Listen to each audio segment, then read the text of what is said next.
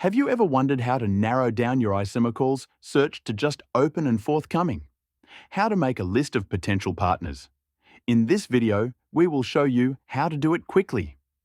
To search only among topics, left-click on the highlighted topics or the text below. Now in the search bar, you should enter the topic of interest, prompt, something you are looking for. For the test, we will enter the phrase civil security here. Before clicking on the Analyze button, expand the deadline date option and check the box See Only Open and Forthcoming Topics. Now we can click on the Analyze button.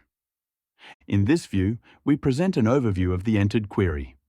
In the lower right corner, click on the option Go to Next Step. AISEMA displays a list of only open and upcoming topics for our query, Civil Security. You can now deselect or select topics of interest for further analysis. Additionally, the last column presents the predictive success rate for a given topic. You can read more about this on our website. The link is in the description of this video. To proceed, click Continue with Selected in the lower right corner. Now you can see a list of projects that have been created in similar topics to the ones you're currently searching for. All the information is at your fingertips. To proceed, click Continue with Selected in the lower right corner. In the final step of the analysis, you'll receive a list of partners who implemented the projects presented in the previous dashboard. This provides you with a list of potential partners for the open and forthcoming topics you're looking for in this flow.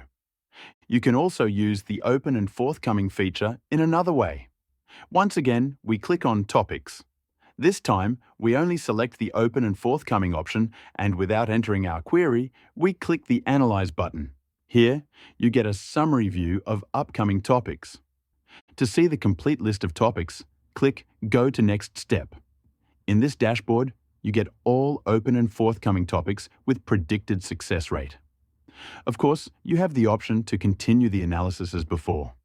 That's all for today. We invite you to check out the demo yourself at www.aisema.eu. See you in the next tutorials.